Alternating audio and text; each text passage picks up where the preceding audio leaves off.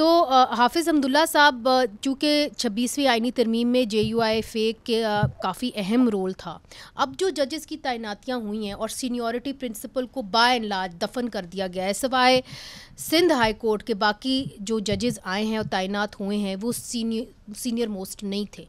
آپ مطمئن ہیں اس تعیناتیوں سے؟ دیکھیے مجھے صاحب ایک بات تو میرے بھائی نے کی ہے کھیلداس نے کہ جمعیت علماء اسلام ہمارے ساتھ تھی 26ویں آئینی ترمیم میں. آپ نے بھی ابھی سوال میں یہی اٹھایا، جمعیت علماء اسلام 26ویں آئینی ترمیم میں حکومت کے ساتھ نہیں تھی، بلکہ جمعیت علماء اسلام 26ویں آئینی ترمیم میں آئین کے ساتھ تھی، کیونکہ حکومت اور حکومت کی جو پارٹنر پارٹیاں ہیں وہ رات کے تاریکی میں پارلیمنٹ میں اتوار کی رات اتوار کے بازار انہوں نے لگایا تھا. کس مقصد کے لیے؟ ایک کالے ناک کے ذریعے 73 کی آئین کے چہرے کو ڈسانا، یہ ان کا ارادہ تھا. مولانا صاحب نے اس کالے ناک کا سر کچل دیا 26ویں آئینی ترمیم کے ذریعے. مگر جو تعیناتیاں ہوئی ہیں وہ سینئر موسٹ پرنسپل تو ختم کر دیا. تو اس لیے ہم نے 73 کے آئین کو جتنا بچا سکتے ہیں اتنا ہی ہم نے بچایا، کیونکہ یہ چاہتے تھے 20 سے 22% 73 کی آئین کی چہرے کو مسخ کرنا، تاکہ اس کا چہرہ ہی 73 کا نہ ہو. اور راتوں رات 1 گھنٹے 2 گھنٹے میں مولانا صاحب نے اس پر پاؤں رکھ کے ان کو روک دیا، 2 مہینے تک گھسیٹا.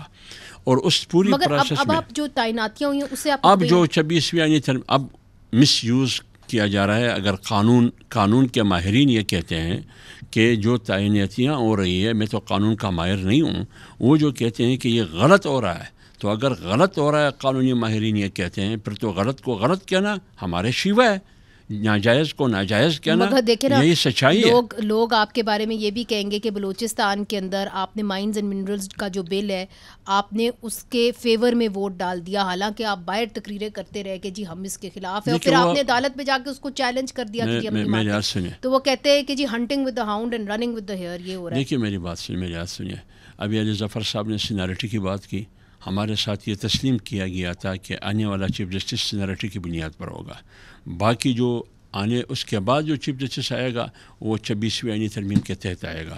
لیکن اس وعدے پہ عمل نہیں ہوا، اور نہ پیپلز پارٹی نے وہ وعدہ نبھایا، نہ مسلم لیگ نے. ایک بات اور، جہاں آپ نے مائنز اور منرلز کی بات کی، سب سے پہلے جمعیت علماء اسلام نے مولانا فضل الرحمان صاحب نے اپنے پارٹی کے اراکین کو شوکاز نوٹس جاری کیا.